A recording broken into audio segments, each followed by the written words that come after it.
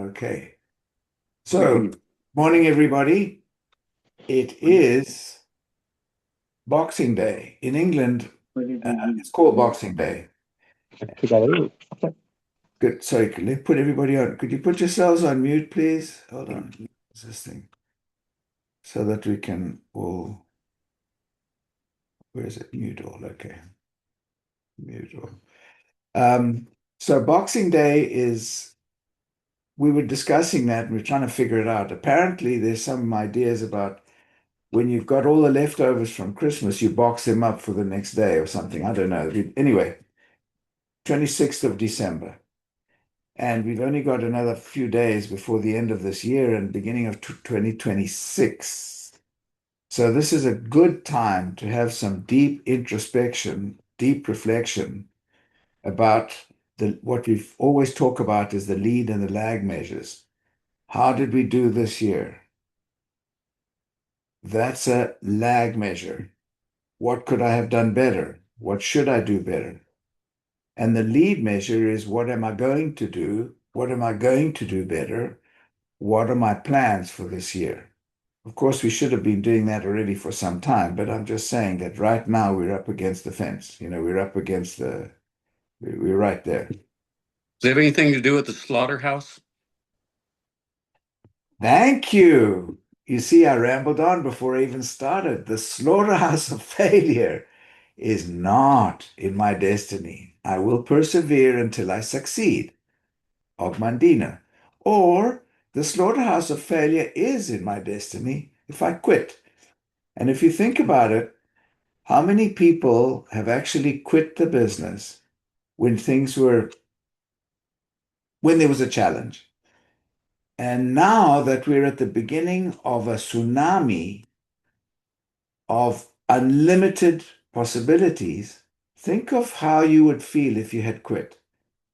When you can now see, oh my gosh, this is now going to be a completely different set of rules, a different game. It's a different audience for our business. All completely different, completely new. So good. Thank you, Jim, for reminding me that. It's absolutely pertinent. So I wanted to mention that we've been talking about the mindset book, John Maxwell's The Five Levels of Leadership. That's what we've been reading. We're recommending that everybody see. Here's this. This is what I want to start with. Imagine now a, an orchestra conductor. I don't know how many pieces there are in an orchestra, maybe 60 pieces, 60 people, 56, 64. I don't remember what the number is, but you've got the pianist, you've got the violinist, you've got the oboe, you've got the cello, you've got all these different musical instruments with different talents. And you got to coordinate all these talents and these instruments and everything into a harmonious piece of music. That's sort of where we are. If we look around at the people that are on the call, we've got experts in lots of different fields. And we're trying to harmonize a common way of thinking. And the common way of thinking is to all have our own missions in mind, our own goals, our own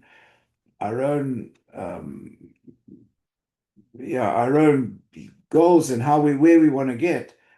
But there are systems that we can follow that many of us wouldn't normally do. For example, a doctor is not a businessman. He's not an entrepreneur. He's a doctor. And we've got to make a doctor into a doctorpreneur. We've got to make, a dietitian. I see Lisa Malone. Good morning, Lisa. We've got, dietitian. This is an expert in the field of nutrition. Well, how do we fit that into making it into a business? Well, we've got to feed, as they say on the plane, the flight attendant says, put oxygen on you first before you put oxygen on everybody else, because how the hell are you going to help anybody if you don't help yourself? So what I'm saying is that it becomes important to have a common source of guidance in business. And so we choose certain books like Og Mandino was the greatest salesman in the world. That's a very, very good book. And I quote that. I've been quoting it for years. Um, and so John Maxwell, the five levels of leadership, that is the book that we're now proposing for the moment that everybody should try and read something, even if it's half an hour, 15, 20 minutes a day. Read something about it. So last week we talked briefly um, about creating credibility, traction, and momentum. So preventive health, health tech adoption, and teampreneurship, entrepreneurship, doctorpreneurship. But the base of that is teampreneurship, when we're a team. So the we have something also that we're putting. What did I learn today? Um, how will I apply this to my business? And and how will I implement this starting immediately? So, for example, we're talking about um, results create credibility. As we become leaders by having results that are credible, and that is where people say, well, how did you do that? I want to the same thing. It's like when you scan yourself and your scan is your level of antioxidants is higher than everybody else. The first thing they say, well, what do you do? What do you do? How are you doing that? Because because people follow leadership, and we are all leaders, and we are actually creating our teams by having the credibility of our results. So momentum, by having a consistent, uh, credible, by having consistent credibility, I'm sorry, I'm gonna add these people in. Whoops. By having consistent credibility of results of credibility, it starts to help us become leaders. And by doing that, we start momentum. Momentum is magnetic. Once momentum is in place, then it's much easier to get the ball rolling because there's some movement going and people are now onto something. And they're seeing the results of thing, and this becomes a contagious feeling where, wow, I've actually started to do something, and oh my goodness, I'm now feeling that this actually works. So um, it raises the output of everyone around us, and this is where leadership becomes memorable. So we can't really coach what we don't model, what we are not absolutely convinced of. Otherwise, it becomes hollow talk. It's just talk. We have to be the first producer, not the loudest motivator. Is somebody who doesn't say much but is achieving something will have more credibility than someone who's going to be out there with a megaphone and tell everybody what to do, and that person is not necessarily succeeding at all. So that is a lesson. And then how do we put this into practice? So we're using the technology, showing results, sharing real outcomes.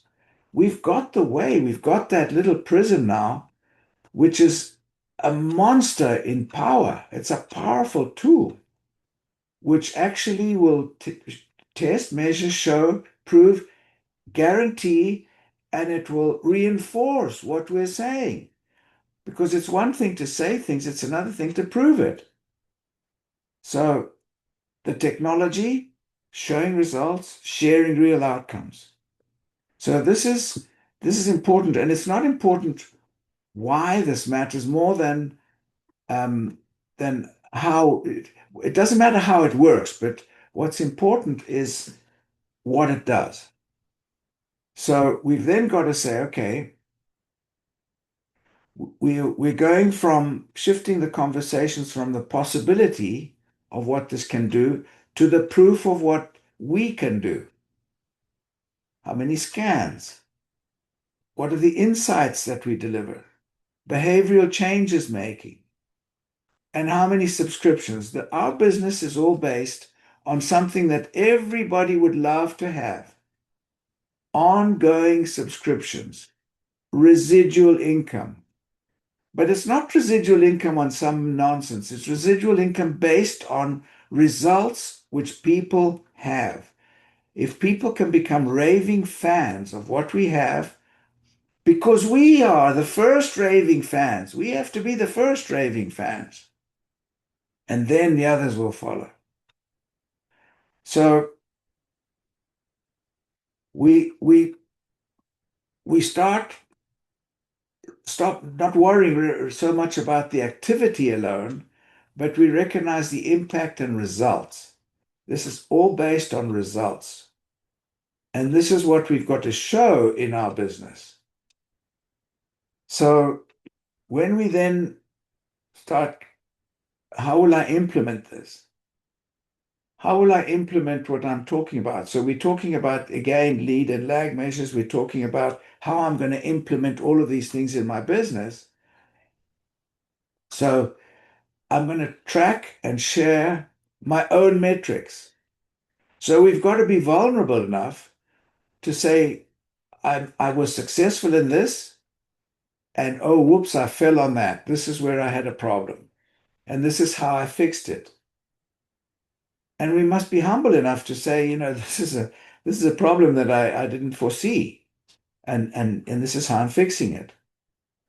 So the tracking of our own metrics becomes hugely, hugely important when we've got to track and measure everything we do. And by the way, think about this: the Aura Ring, the Swatch, the Fitbit, the Amazon Watch has created a number, millions of people who are now metrics obsessed. They're obsessed with numbers. They're obsessed with metrics. And think of how that applies with cyclists and people who are in the fitness business and people who are in any kind of competitive business. We can now have this as a competitive thing in our health too, with the prism. So the way to do it is to block off some time, which is not negotiable. I'm going to be out of action for whatever time that we decide, whether it's an hour, half an hour, 2 hours, where you're going to do what the doctors have their time that they have to do their notes, their electronic records. They have to do that, otherwise they don't get paid. Well, we should do that too, not for a waste of time thing, but to be able to measure every day what we're doing. What result did I produce today? Was I happy with my result? Would I hire myself? Would I be impressed with myself? So with a team, I will identify 3 to 5 key production metrics that move the needle. And I mentioned also that we've got 80% of our business comes from 20% of the people we work with. I want to say that again. 80% of our business comes from the 20% of people we work with. And that is general rule of thumb. So focus on those 20%. Focus hard on those 20%. Spotlight the producers. Uh, Give them kudos. People love to be. There's a book. There's a guy who lived in my neighborhood here. He's an international speaker, and he wrote several books. And one of them was just to be able to recognize people in a big corporation and say thank you. Well done, John. Thank you, Fred. What a good job you're doing. These small little words of encouragement go a long way. So my thing to do now is doing things together, not just talking about it, but let's do it. I'll challenge the leaders to move from learning to doing. We all become, like I wrote in my newsletter, I keep writing newsletters about an idiot savant, which means a, a sage idiot, like a trivial pursuit. We know a lot of stuff, but are we putting it into practice? Do we know how to use that information? That's the point. It's not just good to know the theories and to know all about how or why, but to actually do it. From talking to executing, to actually making things happen, from planning to producing. So this is what basically I wanted to get into today, which is to go over in detail a little bit what we do, because this is only the third level of John Maxwell's book. He's got 5 levels, but before you move on to other levels of theory, we've got to actually put this into action. It's probably one of the most important, because by doing this, we'll learn later on the fourth one that we'll talk about next week will be, about performance and multiplication and that kind of stuff. But we can't multiply until we've actually got our own ducks in a row, until we're successful in our own business. So, I'm looking at our results now, and I'm saying, wow, in my case, I'm actually pretty happy with the results of what I've done this month. Thanks to the prism and everything, my business until yesterday was 22% higher than last month. Well, if we do just 10% in a year, we've 12% in a year, we've doubled our business with 12% a year. So the tracking becomes important, very important. And now's the time to really take stock, look at it, analyze it, think about it. Let me put this over here again. I forgot. So I'd like to maybe open this up to anybody who's got any comments, anything you'd like to add.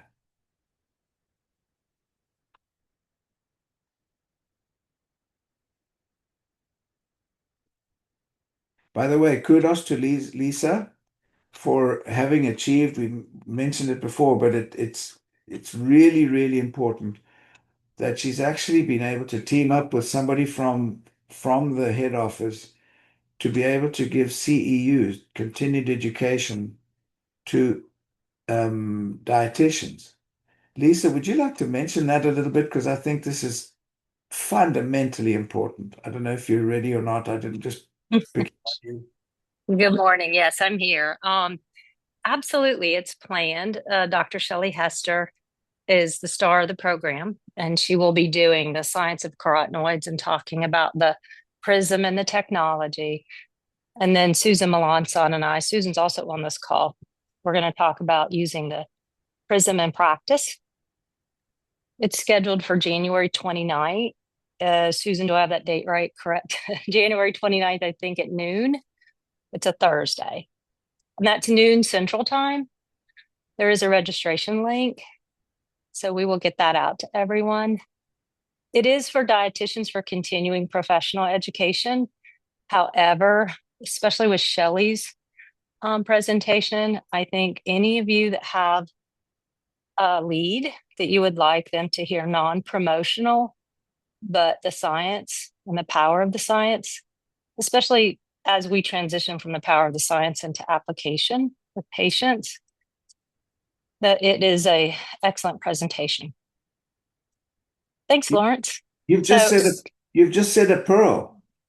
We transformed science to application. yes, Listen to that. That's yeah, exactly what this is all about. We're going from understanding the theory of knowing something to applying it. That's what this is really all about. Thank you, Lisa. I love that. And Susan, Absolutely. congratulations to you too, because you two, the future is in your hands more than in. Well, let's put it this way: you're as dietitians, the future is in your hands by educating people to understand the importance of their bodies, their what they eat, and so on. Anybody else? Don't be shy, guys, man. Look, this is about a dialogue. It's not a monologue. Yeah. Hey, Lawrence. Yes, sir. Um, I think what Lisa and Susan are doing is instrumental because when you look at what we face in the marketplace, um, there's such a plethora of information out there and products being sold to help people with their health that the average American is just basically confused and sometimes misled in terms of what's going to have the greatest impact on their health. But I do think that if we can get the education part down, where we can concisely help them, and we have to influence the people to understand this as a critical component.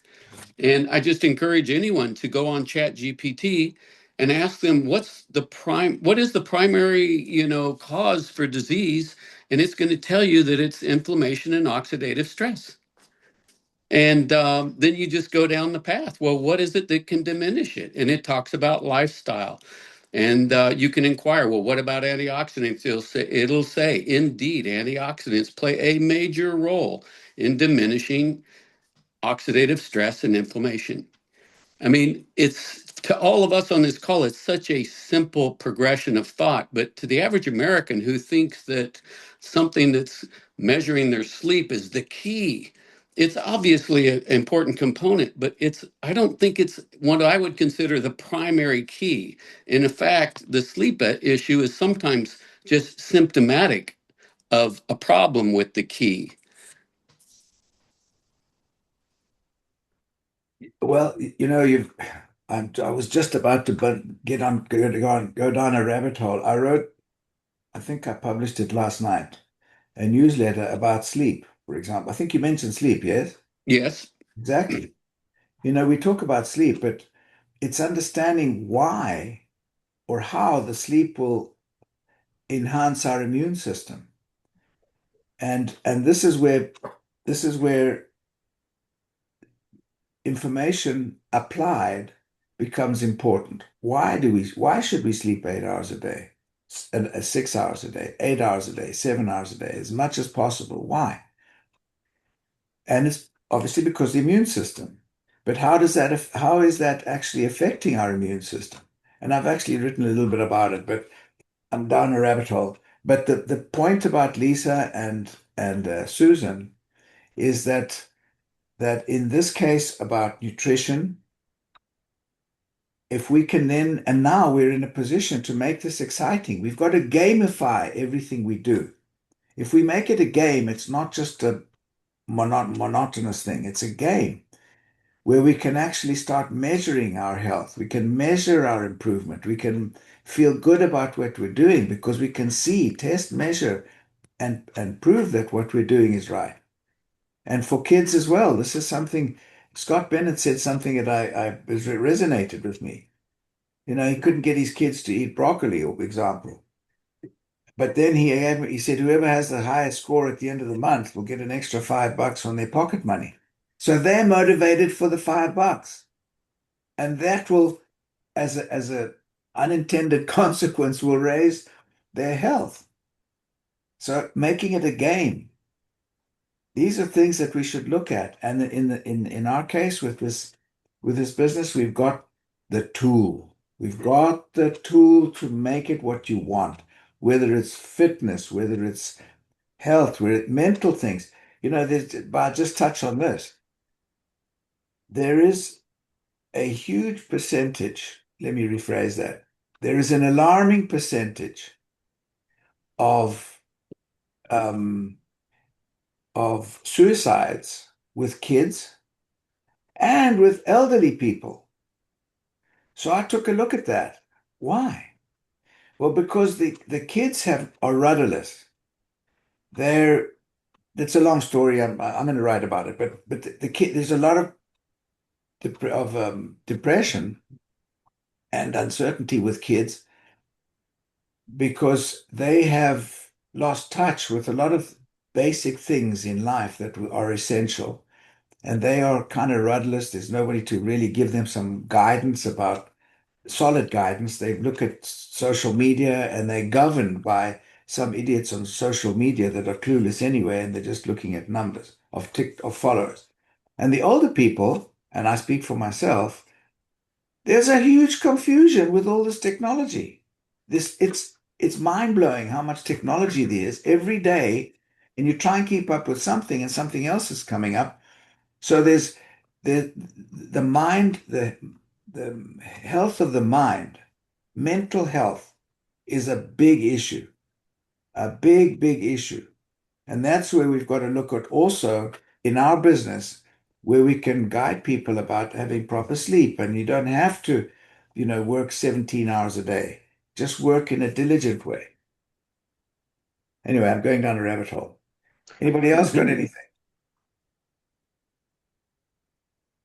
No?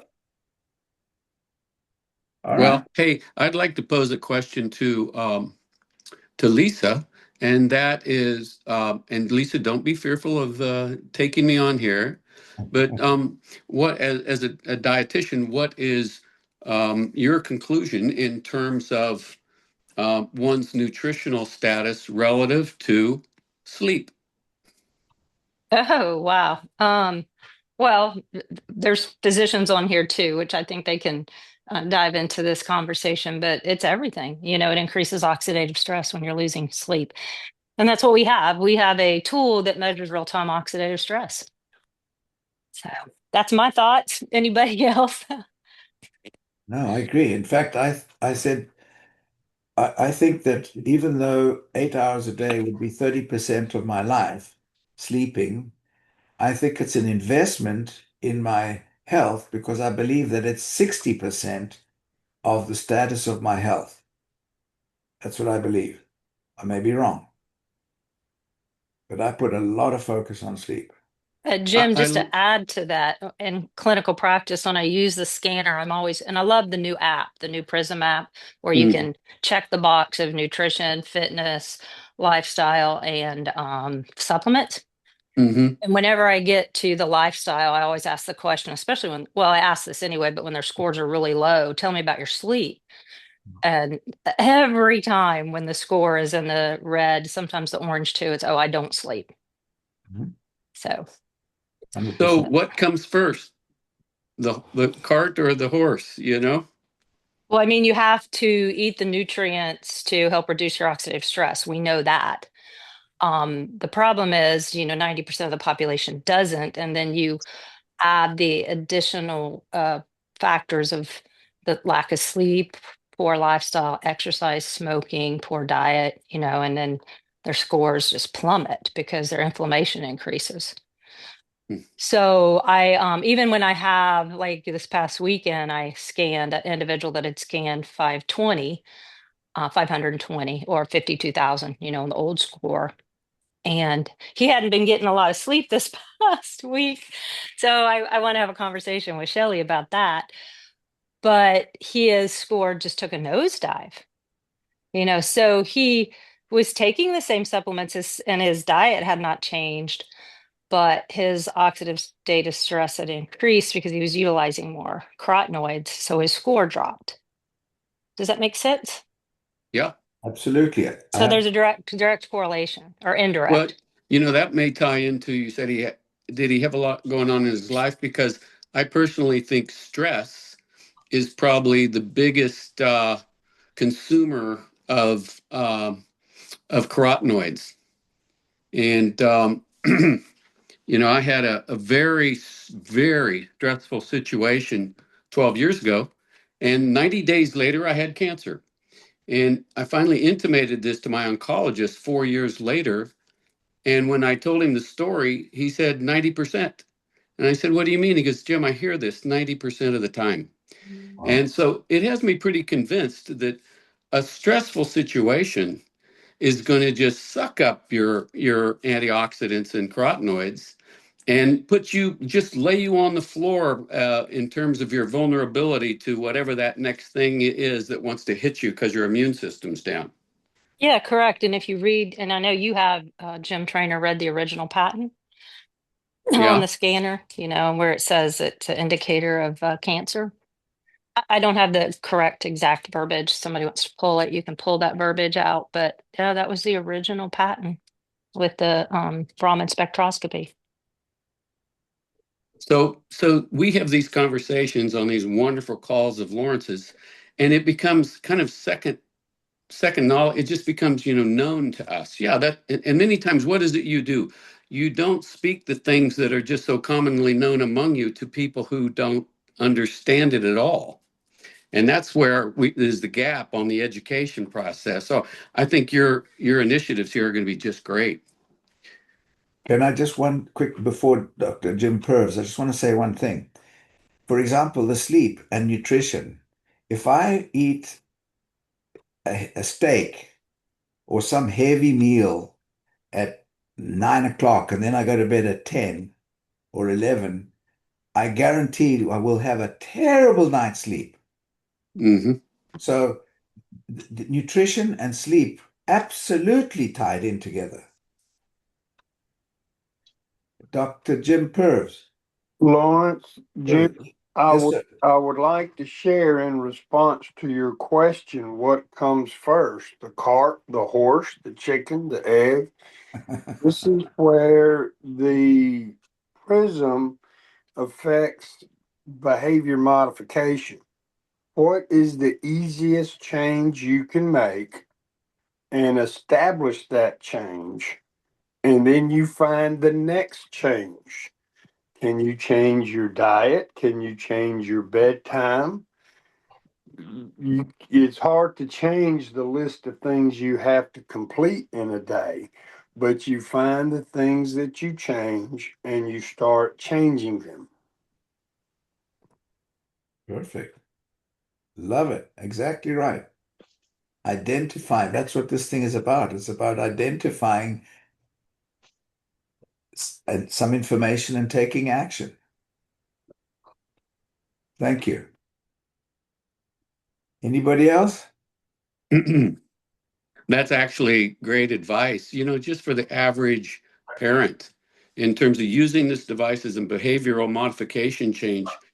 If you can take it further, like Dr. Purvis just did, and it's not who eats the most blueberries, but hey, if you get to bed, child, a little earlier, that even helps your score get better. Next thing you know, these kids will be jumping in bed at 6 p.m.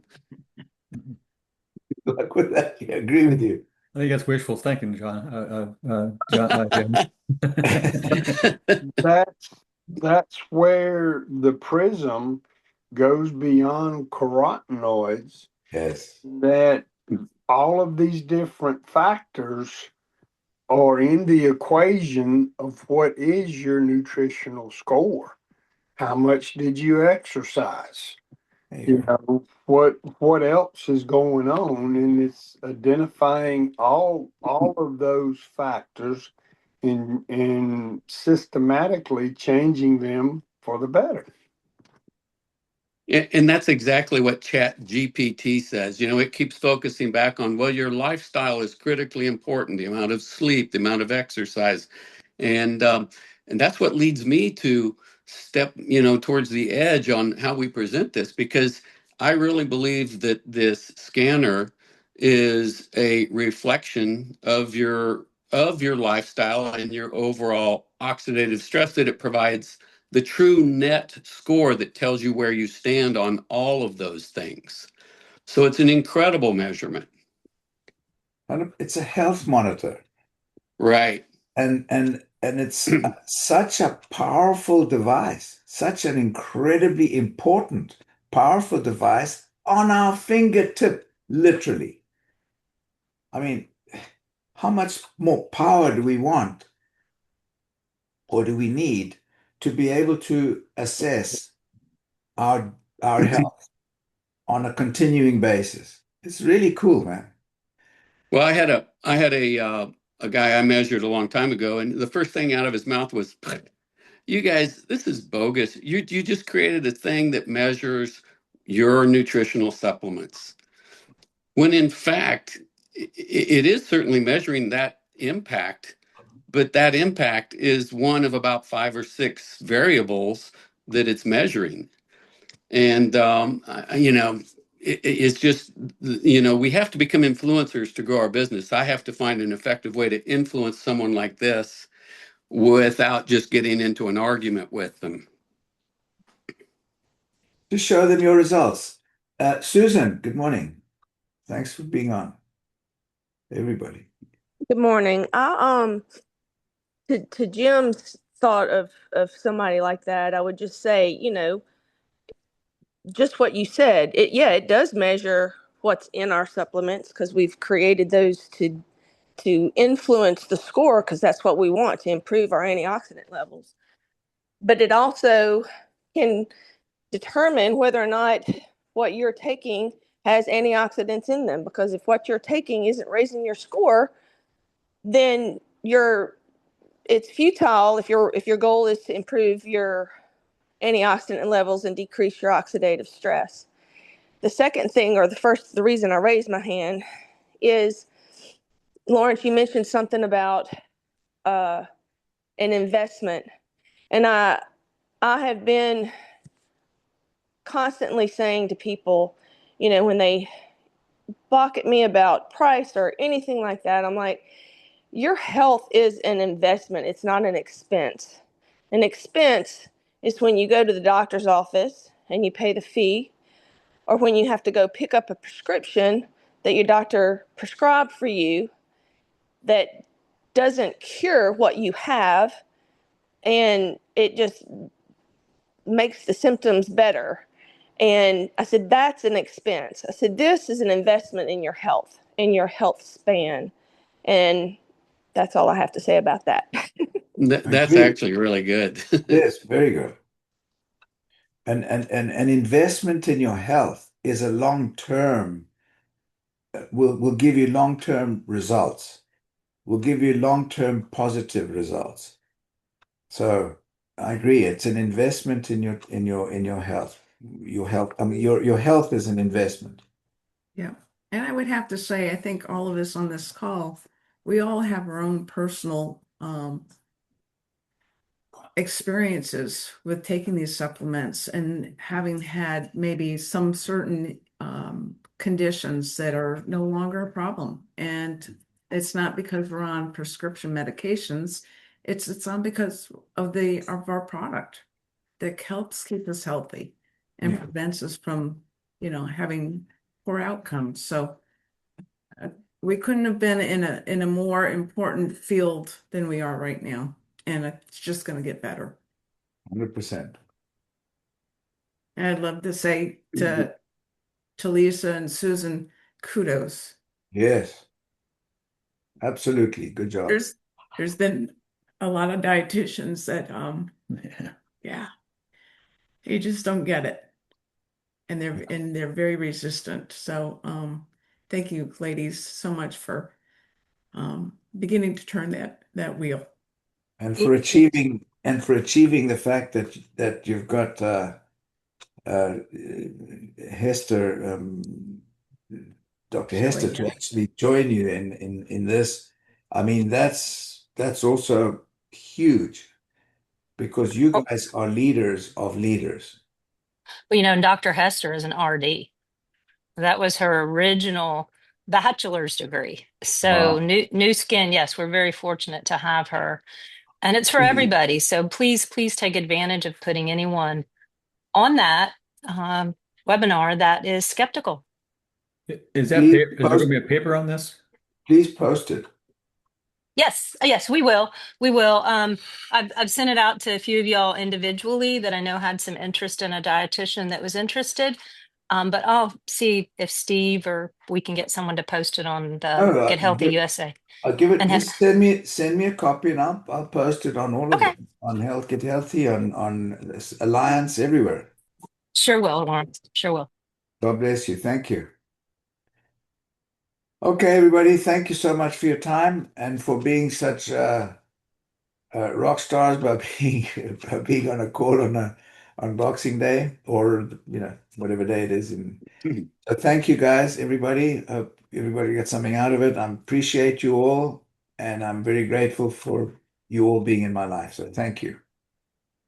Thank you, Lawrence. Thank you, Lawrence. Thank you, You're always Lawrence. Yeah, there. thank you, Thank you, Lawrence. Lawrence. Appreciate your Thank support. Thank you, Great Lawrence. Appreciate call. everything.